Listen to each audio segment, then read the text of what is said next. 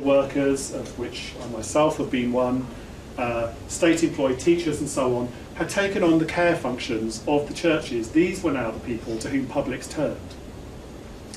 But the point is that despite the shift away from a religious articulation of welfare, using the language of religion alongside welfare, faiths did in fact continue to play a crucially important role, but it was far less visible. And this was possible because people very quickly came to realise that the welfare state was not resulting in the eradication of the 5 evils that Beveridge spoke of and were represented in that cartoon just now. They realised that even though welfare was helping, it was piecemeal, not total, and something else had to be there alongside, plugging gaps, buttressing and so on.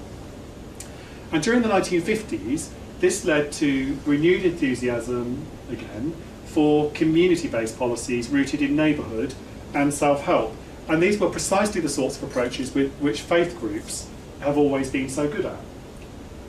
And in particular, it was apparent that architectural renewal, building things like this, not the church, the big tower block in behind, this was a block of flats, I think, in Sheffield, this wasn't going to be enough to build community. You couldn't just stick up buildings and suddenly communities would be in them. And another report which sold out, the Gulbenkian report by Younghusband, took this crisis of community up. This is the best I could do on this report, so it's expensive too.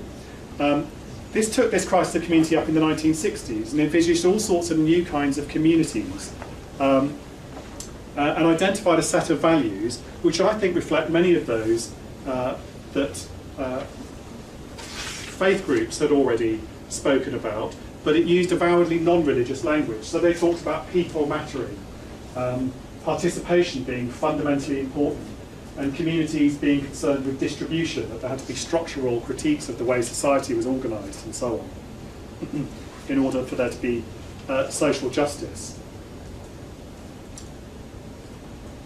And much of this newly imagined community work was conducted in neighbourhood level projects, and many of those were initiated by faith, so they stayed there, they were still in this public sphere.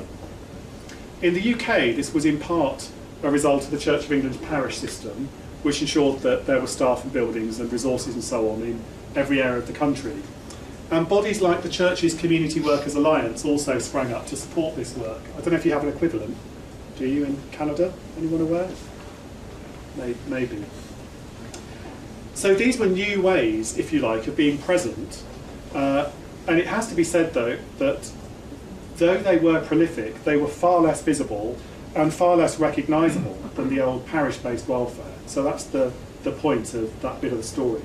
So I think while it rings of the old manifesto set out by Temple in Christianity the Social Order, it represents this new social context in which faith actors could engage. It was very differently visible, there but differently visible. So welfare would not, after all be done by the state, but state so-called secular forms and language were now in the ascendant when people thought and talked about welfare. Okay, so that's the story. Faiths are still there, but we're using non-religious language to talk about their presence. They're invisible. And faiths were indeed prolific in providing interventions in communities at this time, and they were able to thrive in a context which was really quite friendly to them, actually, quite benign. So that's the story of this second phase, the period of invisible presence, that secular welfare had, if you like, quietened faith-based care. We shifted languages, but it hadn't stopped happening. People weren't talking about it or using religious language like temples, but it was still happening. And I say all that because it's the non-religious articulation of welfare that I think is part of our loss of the ability to talk about religion well now.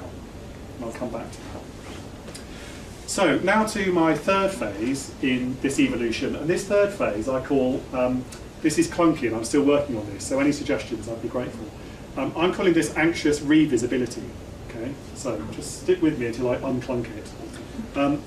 Now this part of the story starts in 1979, when the first Thatcher government achieved power in the UK. So this must have been just about when you were getting Trudeau. And I was thinking about this, by the way, and realised that Trudeau was decriminalising homosexuality in Canada just as Thatcher was recriminalising it. And she fancied herself as a Christian politician, so there's quite a lot for us to muse on there in the next, well, tonight in the workshop as well. But that's not the point of my shot of Thatcher, Trudeau and Reagan there. The point here is that by now welfarism had come to be seen by these people, well, the left and the right here anyway at least, as part of the problem, not the solution. And of course this was being mirrored by Reagan on this side of the pond. The role of the state was minimised throughout the 1980s in favour of sharing provision of services with all sorts of other providers too. And I won't dwell on that except to say that this mixed economy of welfare had a really interesting effect on the public role of religion because it readmitted religious actors back into the public sphere. They started providing services again in very visible ways. And this has allowed faiths to practice visibly, in the UK anyway, in at least 4 spheres of activity. So first, they provide services through community development projects, as I've already laid out. And these services are very local.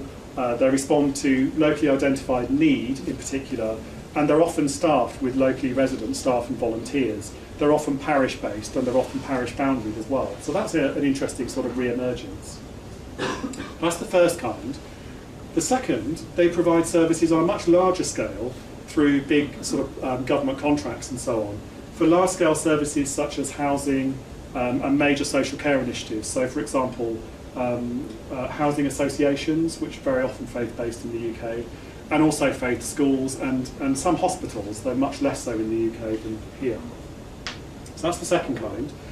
And the third kind, this is really odd, this third one. You might find this odd. I'd be interested to know if there are parallels in your experience. They've increasingly provided, faith groups have increasingly provided a strategic role, a strategic network. So the best way to explain this is through an example. There's a thing in the UK called the Faith-Based Regeneration Network, which is government funded, and it's designed to connect faith groups with each other across all the different faith traditions, and none for that matter. More interestingly for me anyway, it's designed to connect faith groups with secular bodies, like so-called secular bodies, like local authorities and for that matter national government. And the third thing they're designed to do is to communicate up and down the ladder, if you like, with national government. And in fact, the last chief executive of the Faith-Based Regeneration Network was also an advisor to the Secretary of State for Communities and Local Government. So there was this incredibly influential and somewhat surprising role. And a fourth, and I guess you'll recognise this, the fourth way in which faith actors are re-emerging in the public sphere is by providing services as social enterprises. Is that happening a lot in Canada? So the government funding goes, or the self-funding, and you've got to find some way of replacing it. So you provide a service for money, and the money gets ploughed back into the service you really want to provide. It might be the same one, but very often they'll provide service A so that they can raise the money to provide service B, which is the one they really want to provide. And various reports by faith groups themselves claim a crucial contribution right across these 4 areas, and that's the point of this slide here. So you'll see that there are all sorts of claims being made about the value that faith groups bring to the public sphere. So I'll just leave that up, you'll get the picture. But it's not just how much faith groups do that matters, it's also what they do. And crucially, we find in the research that faith groups are doing the care work very often that others don't or won't. So for example, with the homeless, with addiction, and with sex workers. And the point is that altogether, faith-based welfare is a really essential buttress for state welfare, and without it, the architecture of state welfare would probably collapse. Okay, so here's the welfare story. Church hands welfare over to state. Everybody quickly realises that state isn't solving all the problems everywhere, after all, and in particular, rebuilt communities after World War II, in buildings like the one I showed you, really find themselves struggling. And churches are proving in that period highly active in addressing their needs. And finally, we need to throw in a bit of neoliberalism. A neoliberal critique then has the effect of mixing the welfare economy. States can't do everything, we need other people to come in and join us. And faith groups are suddenly visible again, after a period when nobody had talked about religion. And here we come to the crux, because the really important thing to note, I think, is that two things accompanied all this, and together they impose a whole new dimension, and it totally inflects the way we have the conversation about religion. And that dimension, I think, is anxiety. That's why I called it anxious revisibility. One aspect of this is the fact that things have changed since churches, and in particular the Church of England in the UK, last dared to call itself the national church. And this is probably true of Anglican and what's left of established churches right across the West.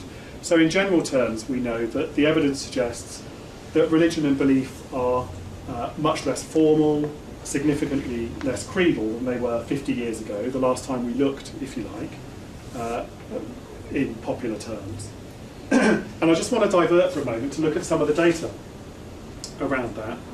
And the UK 2011 census is a helpful place to start, but it's obviously not the only one or the definitive one.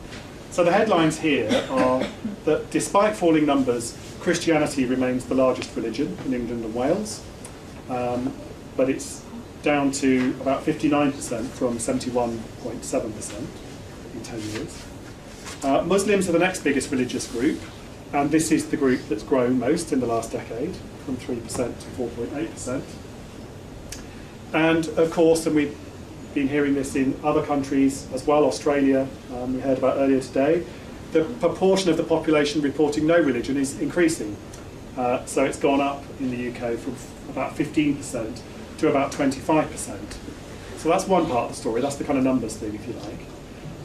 There's also hugely more religious diversity in general, and I know that's happening right across the West as well.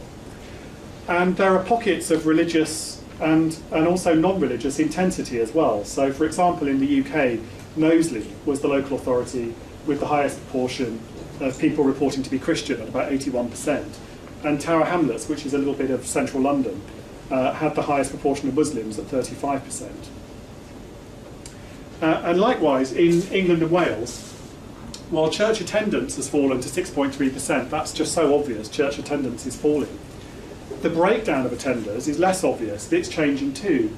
So less than a third are Anglican, less than a third are Catholic, and over a third, in fact 44%, are now charismatic and independent, and that means black majority Pentecostal largely churches. A recent report in my neck of the woods in southeast London, for example, found 126 new large black majority churches in 1 mile of the Old Kent Road, which is the road that my university sits on. And they're in industrial units off the main road, because it's the only places they can find that are big enough and available. So there's this massive internal realignment within Christianity alone, and it's hardly ever commented upon. According to other sources and other questions, what we believe is changing too. So belief in a personal God roughly halved between 1961 and 2000, from 57% to 26%. It's in the UK. But over exactly the same period, belief in a spirit or life force doubled from 22% to 44%. And there's also, of course, evidence of consumerist behaviours in religion and people picking, if you like, religions and ideas within religions to build their own frameworks of belief. And we know that the global picture we know from Pew as well is interesting. It claims that 84% of the global population reports a religious affiliation. So in fact, Europe, secular Europe, is the exception, not the rule. Now, of course, the data are hugely debatable, and different sources say different things. You can come to different conclusions. But the trends are clear enough, I think. They point to how religious forms have been changing in this period, the welfare period, as well as the religious mix, but also the mix of religion and non-religion, those three things. And it's really important to grasp this, I think, because there's a real religious landscape, and there's one imagined by policymakers and educators. And I'm afraid there's a growing gap between them.